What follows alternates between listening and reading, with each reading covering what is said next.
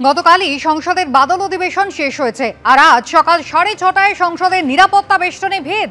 সংসদ ভবনের মকরদ্বারে পৌঁছে গেলেন অজ্ঞাত পরিচয় এক ব্যক্তি, এমনটাই সূত্রের খবর।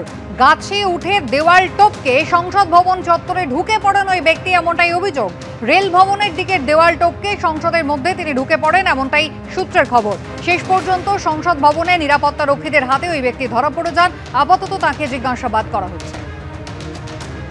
গতকালই বাদল অধিবেশনের শেষ দিন ছিল আর তারপর দেখা গেল আজ হঠাৎই সকাল 6:30টায় সংসদের নিরাপত্তা বেষ্টনী ভেদ করে ভেতরে ঢুকে পড়লেন একজন অজ্ঞাত পরিচয় ব্যক্তি। মকরদ্বারে পৌঁছে গিয়েছিলেন তিনি, এমনটাই সূত্র মারফত জানা গিয়েছে।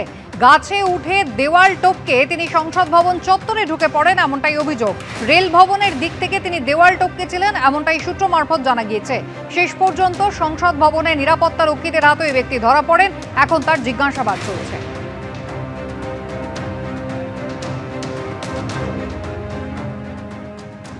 আজ বিকেল 4টে নাগাদ শহরে আসছেন প্রধানমন্ত্রী, আর তার আগে কিন্তু কলকাতায় একটানা বৃষ্টি চলছে। আজও কিন্তু বৃষ্টির পূর্বাভাস রয়েছে।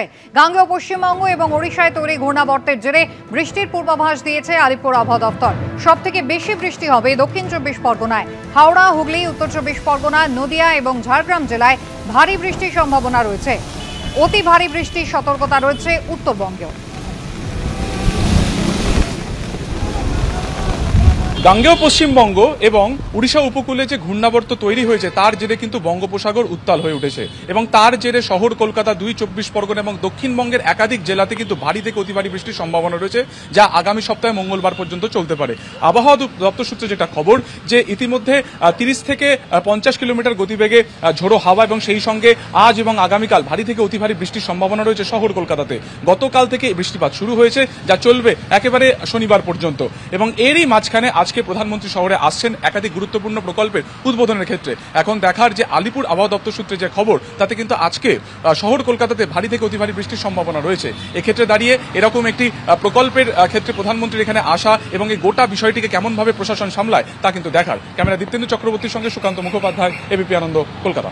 কাজাখস্তানে এশিয়ান শুটিং চ্যাম্পিয়নশিপে বাংলার ছেলে অভিনব সাউয়ের চমকপ্রদ পারফরমেন্স। তার শুটিংয়ের জোরেই দাপট দেখাচ্ছে টিম ইন্ডিয়া। এই প্রতিযোগিতায় 4টি সোনা জিতেছেন আসানসোলের অভিনব। এক্স হ্যান্ডেল পোস্টে তাকে অভিনন্দন জানিয়েছেন মুখ্যমন্ত্রী ও বিরোধী দলনেতা। অভিনবকে আন্তরিক শুভেচ্ছা ও ভালোবাসা জানাই এক্স হ্যান্ডেলে পোস্ট করেছেন মুখ্যমন্ত্রী মমতা বন্দ্যোপাধ্যায়। দুর্দান্ত পারফরমেন্সের জন্য অভিনব ও ভারতীয় শুটিং দলকে অভিনন্দন, পোস্ট শুভেন্দু অধিকারী।